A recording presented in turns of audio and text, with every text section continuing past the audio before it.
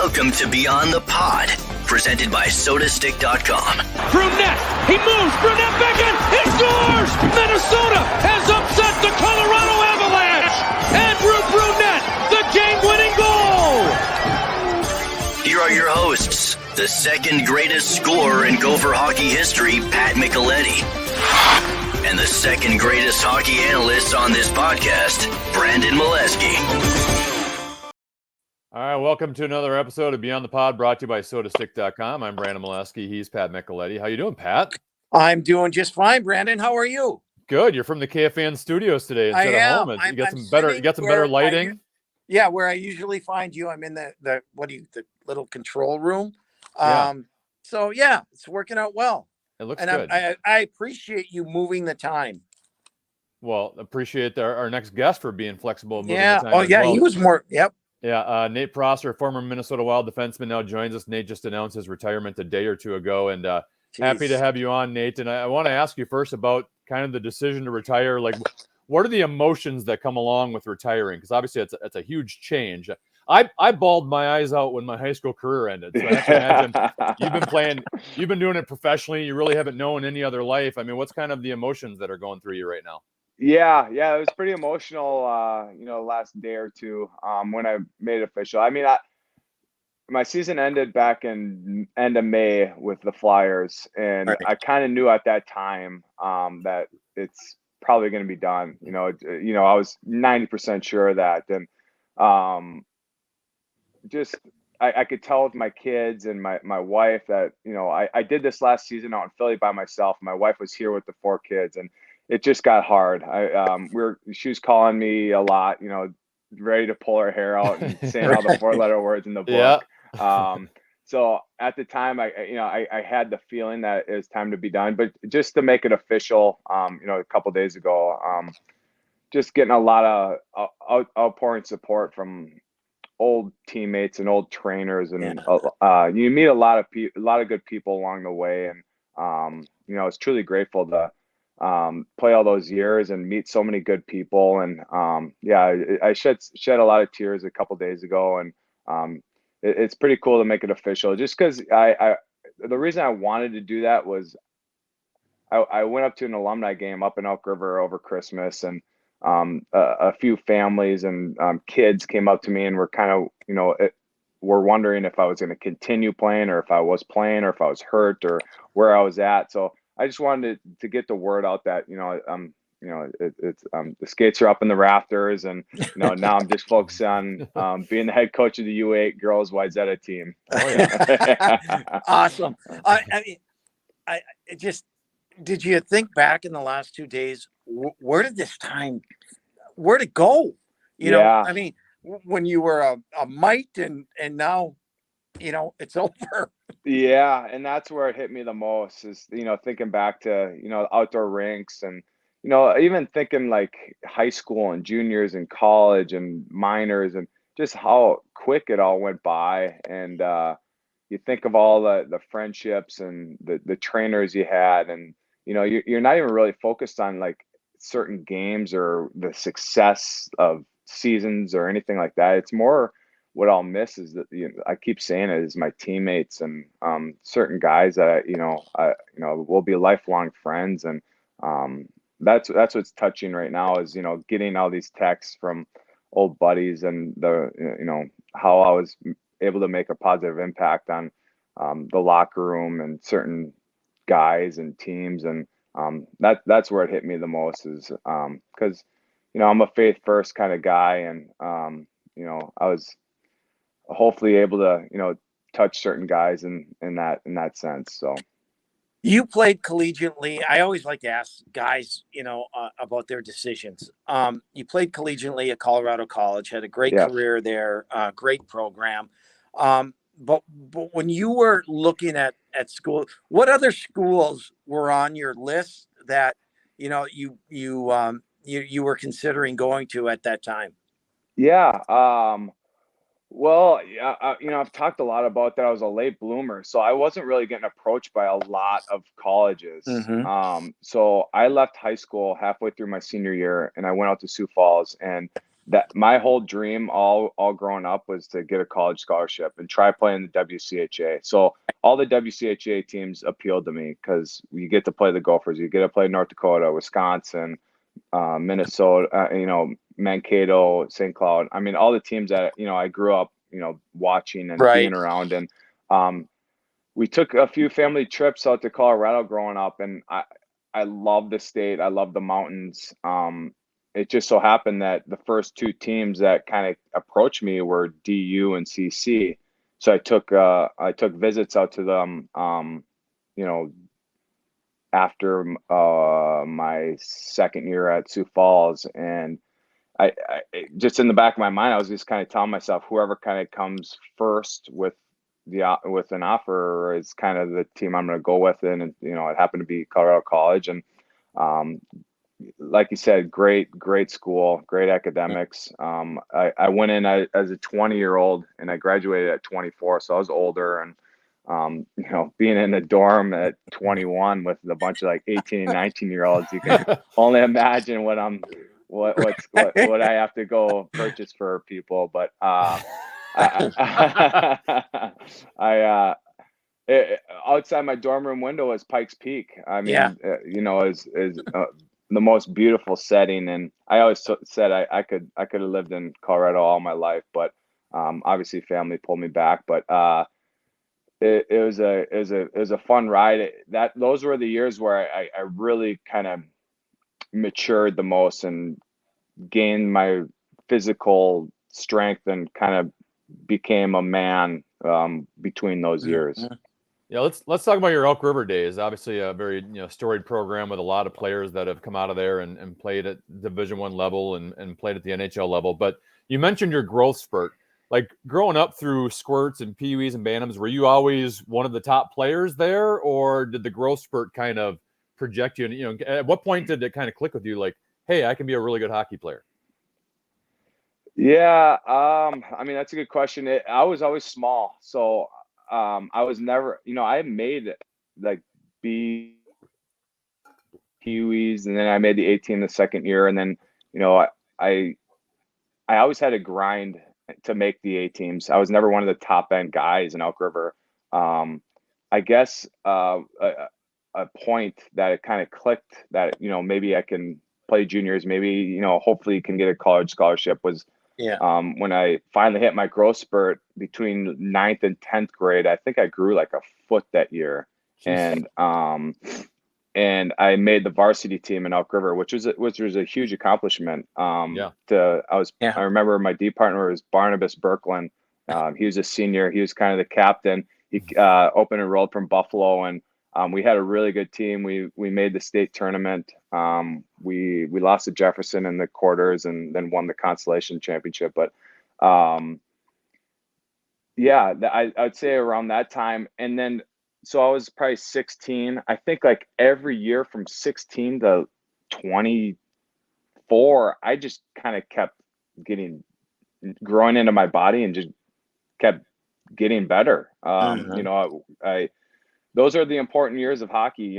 Nowadays parents will reach out and say like, my kid made the B1 Pee Wee team, or they're really sad about it. I'm like, they're so young still. You don't even want the best 12-year-old. You want the best, 18, 19, 20-year-old, like you got a lot of time to develop. And don't write a kid off because he made the B Pee Wee or B Bantam team, or you got so many years of developing. And just wait till kids go through the puberty stage and become a man, and there's a lot of years of growth there. And that's kind of where like I said, was probably my sophomore year. I made the varsity team, and then kind of got this opportunity to leave high school halfway through my senior year. And I just kind of figured, me and my dad and family sat down, and it was the hardest decision of my life. I just kind of figured this was the route I needed to go to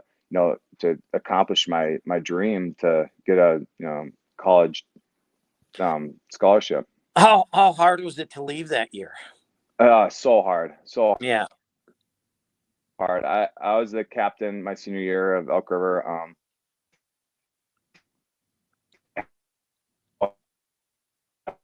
meeting with Tony. So you could only imagine what kind of meeting that was like. Mm-hmm. You guys still there? Yeah, we're still here. Yep. Yeah, you're kind of cutting out a little bit, but how about I'm gonna drop you for a second, Nate, and get you back on. And while we do that, I'm gonna tell our listeners about sodastick.com.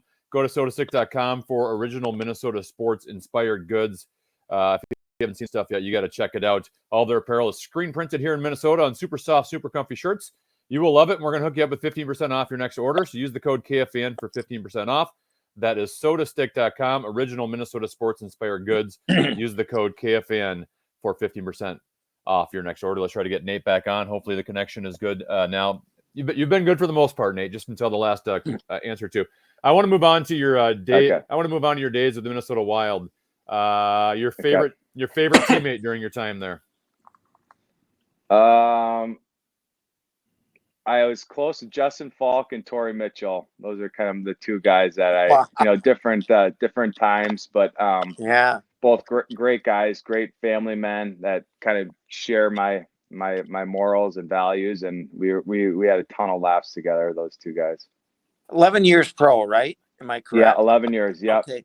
I mean the game is fantastic. It's fast.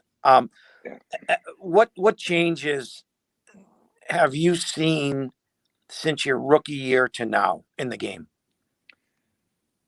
Well, I mean, they got rid of the meat lines. It's bad to say it. That we call them get back to the meat locker with certain guys, but those are the guys I played against. Those third and fourth lines were guys that wanted to take your head off and put you in row D. And I remember certain times where going against a big McGrattan and Brandon Bolig in Calgary, and those guys would try to murder me. And the game's changing where all four lines are guys that can skate and can play and can score goals and make plays. And I mean, it was almost like there wasn't a puck on the ice for some of those games. But I would just say the skill level and the speed has increased so much, and less. I mean, obviously less clutch and grab, and kind of rough, more rough in the corners in front of nets. I just feel like back in my time, like before faceoffs, it was like guys, there's more hate. There was more like, okay, we're coming, we're gonna we want to murder you right now. And, now it's almost like I feel like more guys ask them where they went to dinner the night before, and it's kind of almost more of a friendly. There's just less.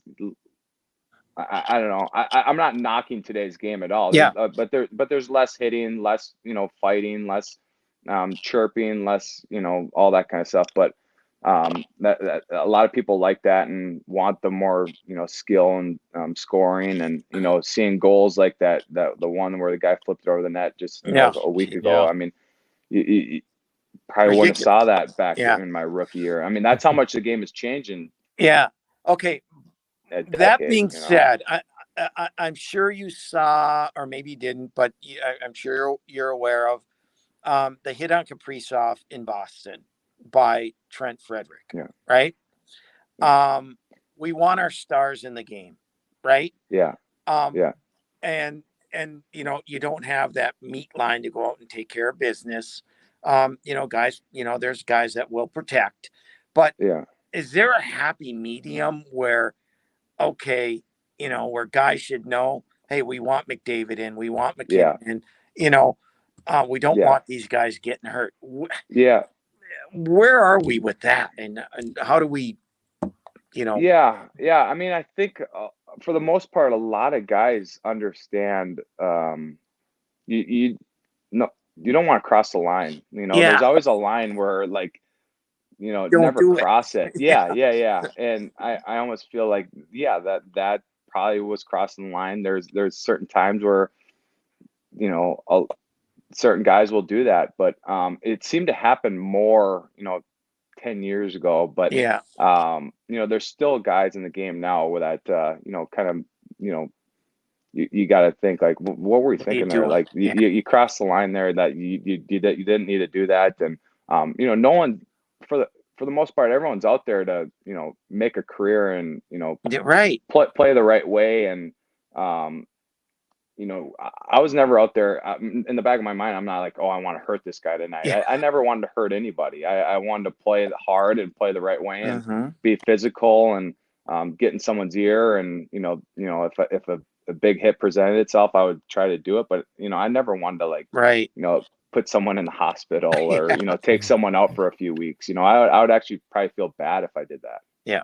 Nate, there are plenty of players out there that get 5-year, $30 million contracts. They know they're going to be getting paid for the next 5 years. They know they're going to be staying in the same city for the next 30 years. You made the comment, I think, in Russo's story this week in the Athletic that you thought every game in practice was a tryout for you. Yeah. What was that like to go through an entire career of you seem to do it with a smile on your face, but did you always have anxiety about, hey, am I going to get sent down? Am I not going to have a job next year? Is my family going to have to move next year? I mean, For sure. What kind of stress was that over a decade plus? For sure. I mean, I only signed a 1-year deal. I mean, a couple times I signed a 2-year deal, so I Right. never had that that security that Jonas Brodin or Jared Spurgeon have. Which awesome for them. Great guys and super happy the deals that they got. It's just when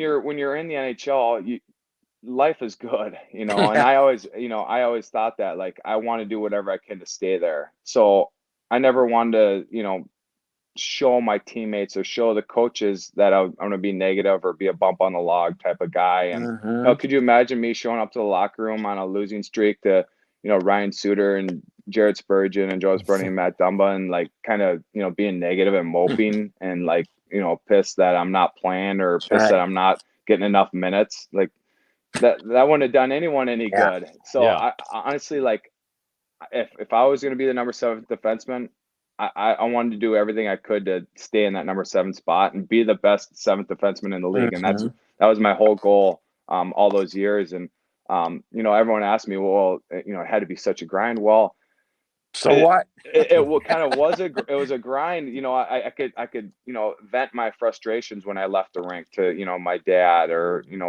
why he was so influential in my life or my wife or my family.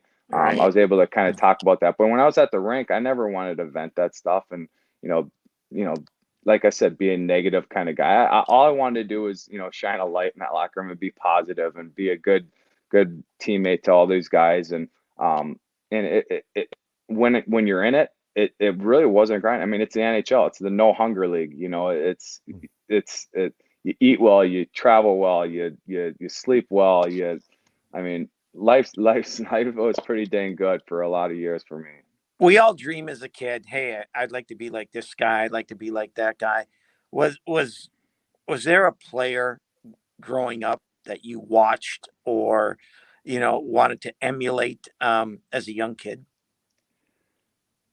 Yeah, I loved watching Chris Pronger, which is kind of crazy to say because I mean the game is completely where he probably wouldn't last too long in today's game. Even like a guy like Scott Stevens, but Chris Pronger, he just played all roles. He people really fed off the way he played. You could tell like he was just a natural leader and someone that all of his teammates look up to. I think there was a stat that said he never missed the playoffs.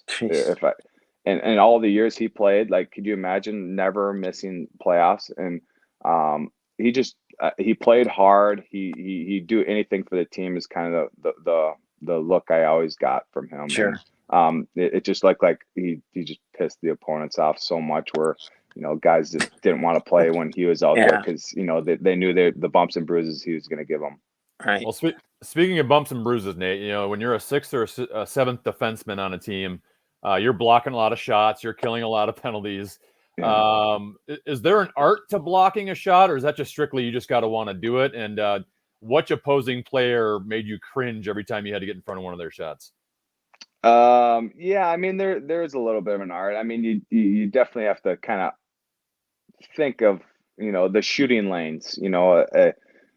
if you're just watching the guy and, guys are so skilled where they can pull a puck or, push a puck and try to get it past you. I mean, you're trying to outthink them and making sure you're getting the lane and selling out for the team. Like you said, is a huge key to it is, when a kill needs to happen, and that was the role I was in. Well, geez, I'm going to do whatever I can to get my body in that lane and make sure that puck gets blocked and it's not getting to the net. And as far as a guy, I mean, obviously like a Shea Weber, there's a few times where he stuck his stick up in the rafters. I'm like, oh crap. And then you're like in front of the net and you're like, all right, instead of getting in the lane, I want to clear the lane so my goalie can make the save. Yeah. There's certain guys that have so much mustard behind their shots where it's like, I'm just going to let Doobie, use the pads that, he was given for him to block the shot. Or like, if I take this off my ankle, it's probably just going to shatter, or he's take this off my shin pad, he's just going to break my shin pad. So, I would say Shea Weber is probably that one guy that is just like, okay, clear the lane. Okay. I know this is probably kind of an unfair question because you just retired recently. But have you given any thought to pursuing a coaching career at any point, or have you been approached? I know you got the U8s right now. Yeah. And you gotta start somewhere, right? But yeah, you do. I mean, have you given any thought to that? You know what? When I was in the game, I never thought I would want to be a coach. But over the last couple of years, when I was in the minors as like I was the leader, I was the captain. I went to Iowa for February, March, April, May.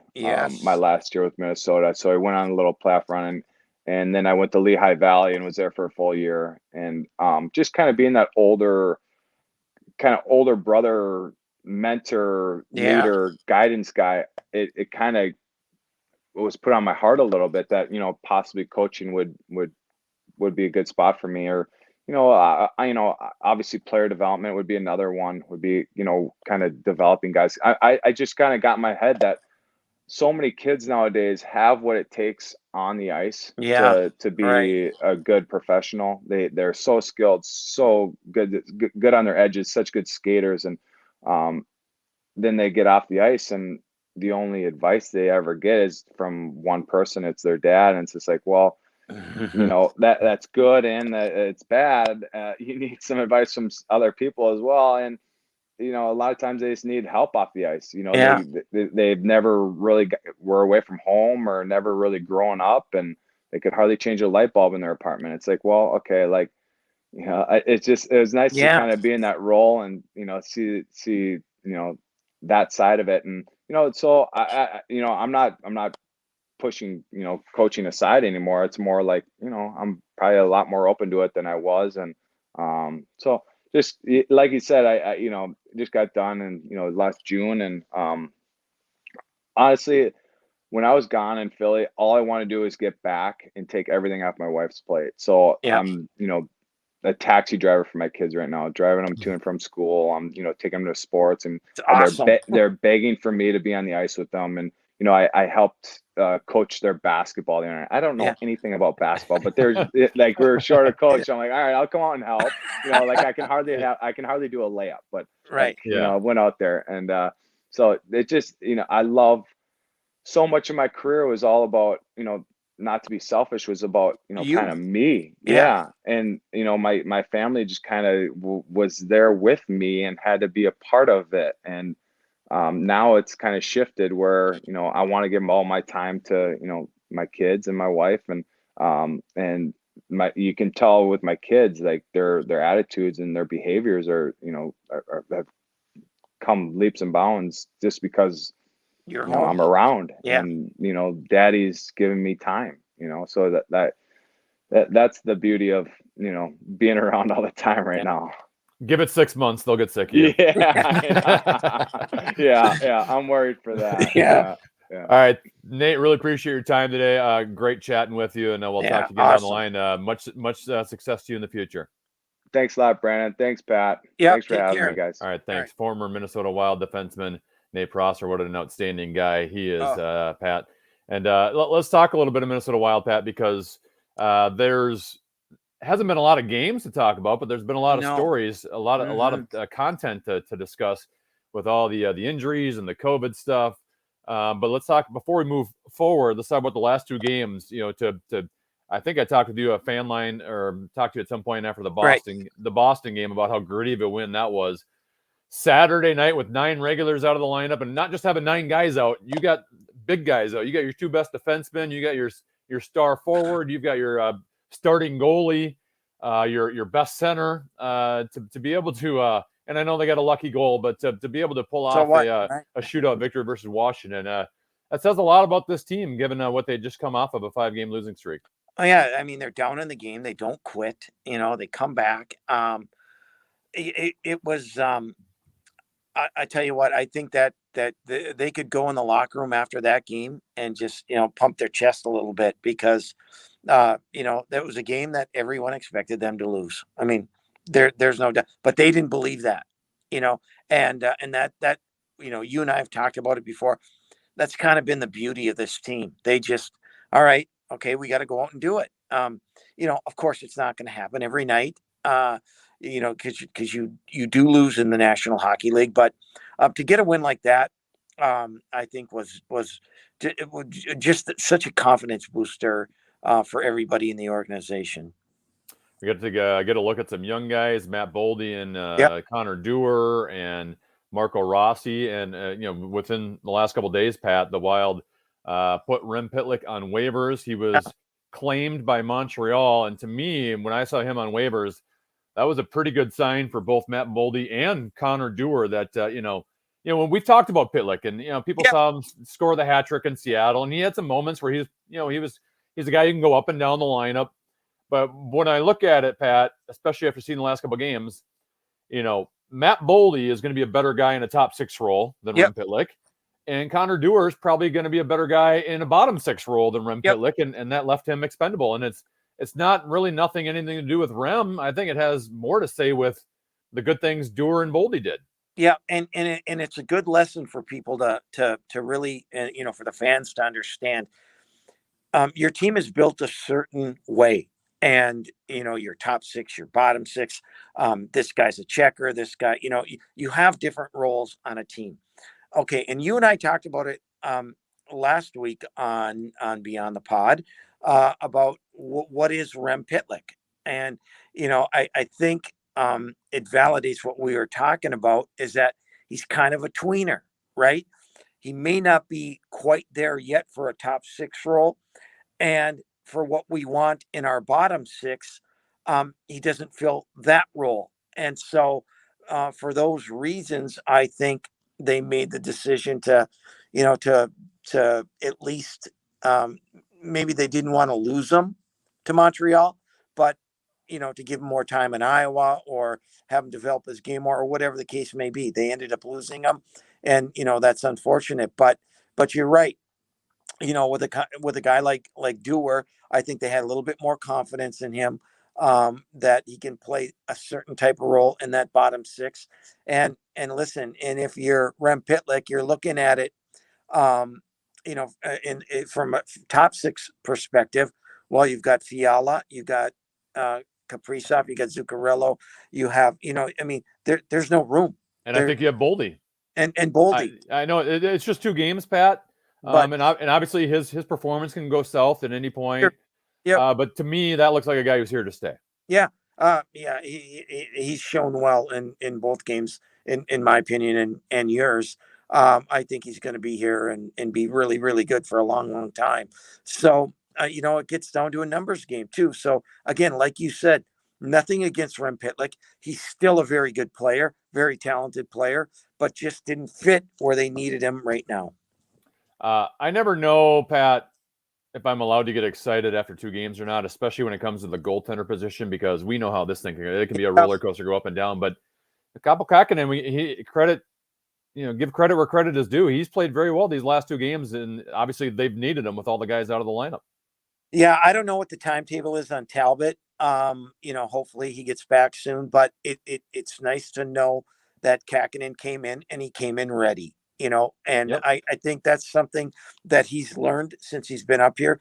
He's watched Cam Talbot and how he prepares, whether he's playing or not playing. And I think that's helped Kakinen.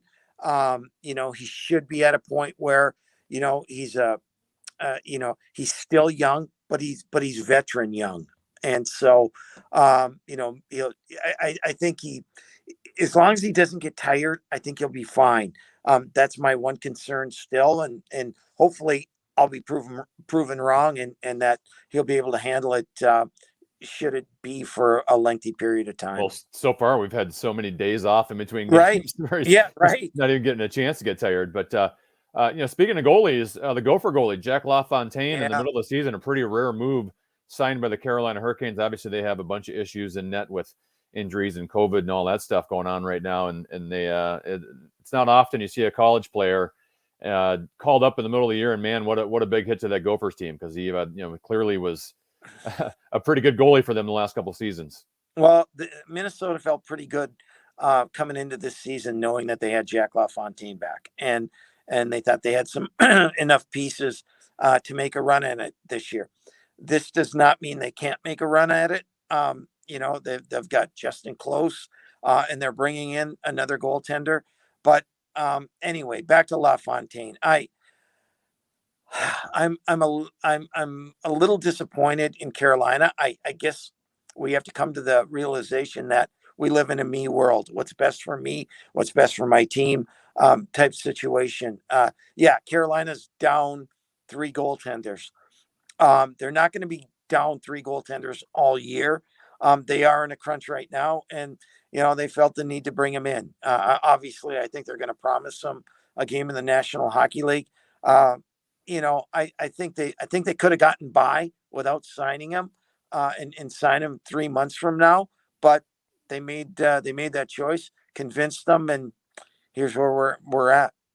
I can't evaluate goaltenders. Maybe you can, Pat. But what do you think are his pro prospects?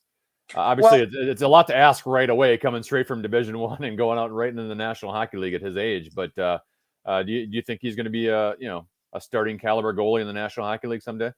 Well, again, hard to answer, but Yeah. I will tell you this. And I was having a conversation with our friend Kevin Gorg, who was a goaltender, and most goalies that come out of college, that come out of junior, that come over from Europe, they have to spend a longer period of time in the minors, and not just the AHL. A lot of them start in the East Coast Hockey League. Nothing against that league, but that's where they begin their pro career, and it takes time.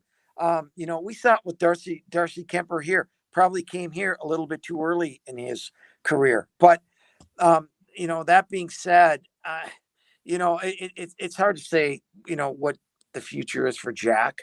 I think you realize, hey, if they're going to give me a game, that might be my only game that I ever play in the National Hockey League. Who knows? But all in all, I think it's disappointing. Yeah, obviously not great for the Gophers, given their aspirations for this season. Final topic. It does look like the Wild are going to get a bunch of players back. Obviously, this is a podcast, so by the time someone's listening to it, things can change in terms of a new guy. Alex Goligoski might be off the COVID list by the time somebody's listening to this. But as of right now, when I'm talking to you, it looks like Joel Eriksson Ek, Jordan Greenway, Kirill Kaprizov, Brandon Duhaime, all back. I know they still have a bunch of guys out, especially on that blue line. And, I think just because the Wild won without 9 guys and you get a Kaprizov back and some of those other guys, it just automatically doesn't mean, you're back to your winning ways.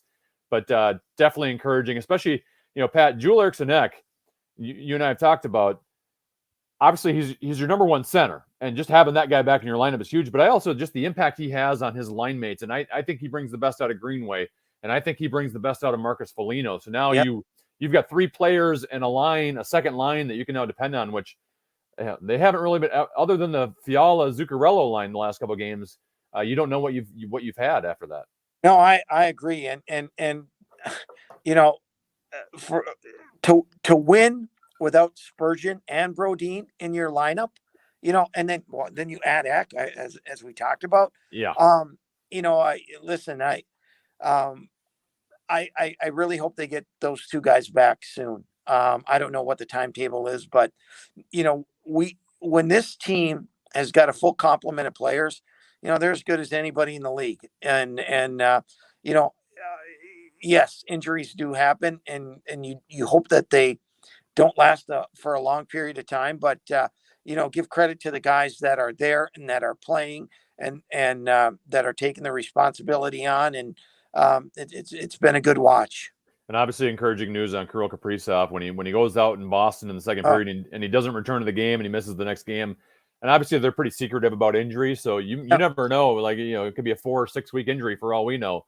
To have him back and only miss one game is absolutely huge for obvious reasons. And I get a little cautious, Brandon, because I don't want him coming back if he's not ready. Sure. Because that leads to more and lingering and all that kind of stuff. But this kid is, I guess it's not surprising that he's back in the lineup tomorrow night, hopefully. At least it's like an upper body injury, shoulder injury, where it's it seems like it's always the I think what you're seeing with Spurgeon right now, where you've got a lower body muscle tear of some point and some sort, and you're re-injuring that. I think it's a little easier to come back, I think, from a shoulder, as long as you're not taking any big hits. But right. Yeah. I agree. And it sure is nice to have 97 back in. All right, Pat, you and I will be doing Wild Fan Line after the Anaheim Ducks game. And then I'll talk to you next week on Beyond the Pod.